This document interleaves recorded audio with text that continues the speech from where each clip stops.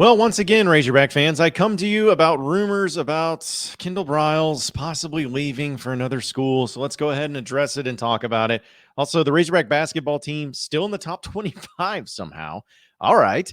And positions of need for the Razorback football team. They're still needing some guys, but where do they need them? We're all going to talk about it on today's Locked On Razorbacks podcast.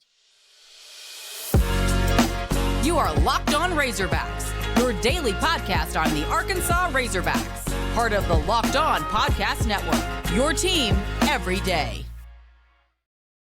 And welcome into Locked On Razorbacks podcast. I'm your host, John Nabors. I am also the host of Out of Bounds. You can catch every weekday afternoon from 1 to 4 on 103.7 The Buzz and 103.7thebuzz.com. Hope everybody's having a wonderful Tuesday, as I know that it's getting into the point to where you're getting closer to basketball game against Missouri on the road, which I'm sure will be a lot of fun. Hopefully it's a lot more fun than what we've been having. But we'll talk basketball here in just a second. But I did want to address something that people have been asking me ad nauseum about, which I was not going to talk about on the podcast because I really didn't think there was anything to it, at least a couple of days ago on Sunday when I was asked about it. But because it has gained a little bit more traction and because a lot of people are wanting to know more about it and want to know more information about it, I figured, why not? Let's go ahead and address it. I guess just get it out of the way, and so we can discuss and move on and look to other things too. And it has to deal with Kendall Briles once again coming into the news for a possibility that he is being eyed by TCU to be the next offensive coordinator for the Horned Frogs. As we all know, just a couple weeks ago, he's being rumored to be going to Mississippi State for $2 million a year. And there were some discussions and everything until he came out and put out a tweet and saying, hey, let's run it back, and had it with KJ Jefferson. And KJ Jefferson quote tweeted it, and everybody had some fun. And, you know, people who love Kendall Briles rejoiced. And those of you who don't said, man, wish he would have gone. And honestly, that's where all of us felt like it should have been put to bed that he is going anywhere this offseason. But here we go again. Kendall Briles, reportedly, according to multiple sources, are saying that Briles is a suitor to watch in for TCU as becoming maybe possibly their next offensive coordinator. Originally, it was published by Horned Frog Blitz publisher Jeremy Clark. He was the one that reported interest, but now it's come out that there are some other sources, particularly there in Fort Worth, that are saying that there is going to be some actual discussions there as well. Now, again, Kendall Briles already said that he's coming back. He already tweeted it out. It looks like it's going to be happening, that he is coming back. And so when this thing pops up, suddenly there becomes a legitimate question of people saying, all right, what gives?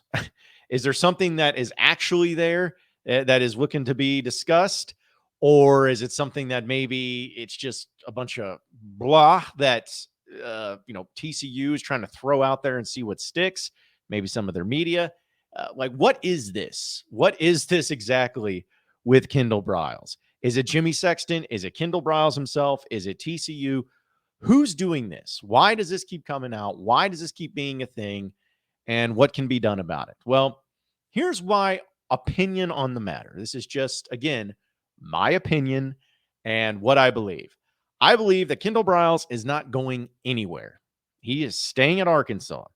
He has said he was staying in Arkansas, and I think that there may have been legitimate conversations with him in Mississippi State, but I don't believe that there are any legitimate discussions going on with TCU. The only way that I can believe that maybe there's something going on with TCU, or at least Jimmy Sexton playing some games, because we all know that Kendall Briles is his agent, this would be my theory behind it. This would be my understanding on all of this. Kendall Briles, or I keep wanting to say, just let me say Jimmy Sexton, because this is Jimmy Sexton's doing. I don't know how much Kendall Briles is involved, but I know Jimmy Sexton is. When the Mississippi State thing popped up, I think that Jimmy Sexton was kind of leaking it, talking about it, throwing it out there, maybe to the Mississippi State media or whoever, or, saying, hey, Kendall Briles would be interested. Maybe he could be the new offensive coordinator. And then suddenly the pressure started building in the public, and people started talking about, oh man, Kendall Briles, he could end up leaving. Well, what do we do about this? What's going to happen? What's going to be the next step? People start discussing things and talking about things and wondering whether or not it's actually going to happen. And what that does is Sam Pittman, Hunter Yurachek, everybody at the U of A is like, okay, all right, Jimmy, we get it. We'll work something out. Let's get you a raise. Let's get your boy an extension. Let's get him some more money so he stays here at Arkansas. And I think that was kind of a long process that eventually came to a head and ended up happening. And so it was like Jimmy Sexton, Kendall Briles, all of them told Mississippi State, thanks, but no thanks. They're going to pay us over here more because that's what we wanted. And but we appreciate it. We appreciate it. So, all right. Now you come back and you're Jimmy Sexton and Yurachek and the people involved when it comes to the pay. And they sit down to the table and they say, all right, let's see about this. All right, so what are we looking at? What we got? What's the money looking like? And whoever's involved, whether it's Yurachek or whoever's in the administration, we'll talk about these negotiations. They say, all right, well, here's what we're looking at to pay Kendall Briles. This is the raise we're going to give him. And then Jimmy Sexton goes, no, it's going to have to be more than that. Well, no, this is about what we're wanting to do. This is what we're willing to pay. And this is a significant pay increase. I'll throw out a ballpark of saying 1.7 million because he was getting 1.9 offered to him in Mississippi State. So just say that for the example's sake. And it's like, here you go. This is what we're paying him. And Jimmy Sexton's like, no, we're not paying that. You got to pay him and match at least what Mississippi State was offering us. And we're looking at $2 million even. That's the deal. We want $2 million a year. And whoever's involved at the U of A says, okay, well, no, we're not going to do that. But I tell you what, let's reconvene here in the next week or two, talk a little bit more about it, see what we can figure out, maybe throw in some different bonuses or incentives or whatnot. Maybe we can figure this out at a different date, but let's just walk out and let it be. So when that happens, then Jimmy Sexton's like, I don't like that. You know what? I'm going to make sure that they give my boy the money that he needs and that he deserves, or at least I feel like he deserves. So this is what we're going to do. Oh, TCU. How about that? A team that's in Texas that's very familiar with Kendall Briles. Oh, a team that was just in the college football playoff and national championship game. Oh, a team that just watched their offensive coordinator and he went to Clemson. Hey, TCU, Sonny Dykes. Yeah, my guy. I'm Jimmy Sexton. My guy over here, Kendall Briles, might be interested in your job. Well, I don't know if we're interested in him. Okay, that's great. Thanks. All right. You in the media. Yeah, you over there in TCU media. There's some interest here. There's some interest here going on between Kendall and TCU. May want to talk about this. Oh, really? Okay. Yeah, let me write it down. Good job. Make sure you tweet it and get a lot of people talking about it. And make it a big deal to where a lot of people are reporting about it. Yeah, got you. Okay, boom. There it goes. And then another thing pops up where pressure gets added and discussions be had about possibly getting Kendall Briles more money than what originally that Arkansas was going to give him in their initial contract negotiations. That is 100% my opinion. But that would not surprise me if that's what was going on. I don't know Kendall Briles personally. I don't know Hunter Yurachek in the way of how he negotiates, although I have a little bit of an idea just based on what we know. But I do know how Jimmy Sexton works. And anytime Jimmy Sexton's involved, he's going to find a way, especially when things get thrown around. He did it with Lane Kiffin year after year. He's going to do it with Lane Kiffin every year as far as getting him more money. That's what he does. In fact, I would love to see the record of how many coaches that are represented by Jimmy Sexton and got rumored or speculated or connected with another job actually ended up taking that next job where it leaked out first. I would love to hear about that and see how many coaches have done that. I feel like it's probably not as many, and especially if you compare it to how many coaches actually left compared to how many coaches got raises out of it. I just feel like the raise part of it is significantly higher than the coaches that actually ended up leaving. So that is my theory behind it. Again, I have no evidence or proof of it, but I do believe this is all just smoke and mirrors. This is just Jimmy Sexton doing Jimmy Sexton things. I bet you anything this week, it's going to be officially announced that there is a new contract for Kendall Briles for him to stay at Arkansas and that he's going to be the offensive coordinator again next year. And I think it'll be a significant pay increase.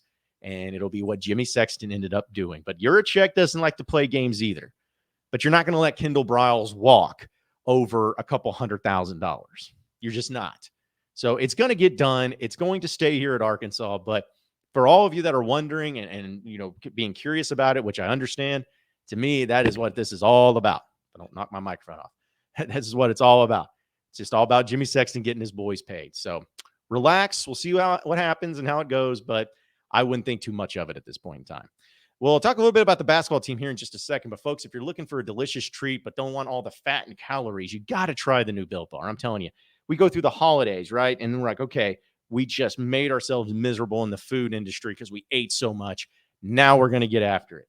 And I agree with you. It makes it so much better to where you can not only be able to go to the gym and to eat healthier, but when you have snacks, those are the things that really can kill you. That's the one that affects me. But that's why I have Built Bar, because not only do they taste amazing, but they're healthy. So I don't have the cravings for any of these other junk foods that are out there to try to satisfy my hunger. I have Built Bar, where it tastes great and it's healthy. You got to check them out. They have all different types of flavors. You can go to built.com to check out all that they have on inventory and the different flavors they can offer.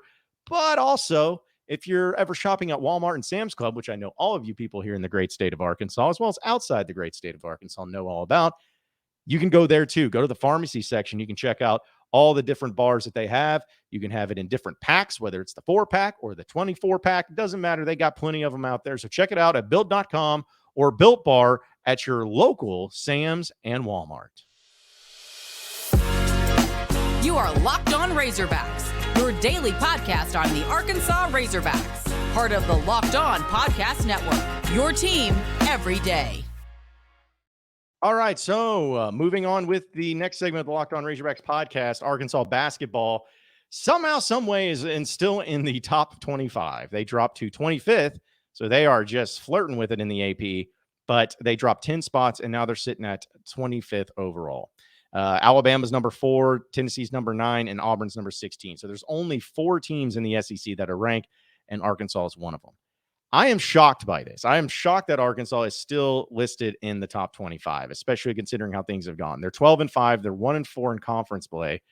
And that's not usually a recipe for a team that ends up having a whole lot of success, or at least ones that are being right there into the mix of rankings. But I started looking at some of the other teams too. Like Michigan State has a similar record, 12-5 overall, compared to Arkansas. But they are, I think they said that they were 3-4 in conference play. I think they started a little early, but anyways, they're not ranked. Duke is not ranked, even though they were highly regarded before the season started, and they have close to the same record as Arkansas does overall, better conference record in the ACC, but they're not ranked. So Creighton, a team that Arkansas lost to, they're not ranked. San Diego State, a team that Arkansas lost to, they're not ranked. These are all the teams that are outside the rankings. And Arkansas did beat Missouri, who's now outside the top 25 as they drop from the rankings. But that just, I don't know, that just really blows my mind. North Carolina, they're not ranked, but Arkansas is at 25th. The only other teams that are still ranked in the top 25 that have 5 losses, Baylor's sitting there at 21. And their losses were to Virginia, Marquette, Iowa State, TCU, and Kansas State. So some pretty good teams and some pretty close games in that one too. The other team is Marquette, who actually beat Baylor, but their losses are to Purdue, which Purdue is really good, Wisconsin, Providence, and Xavier, and Mississippi State.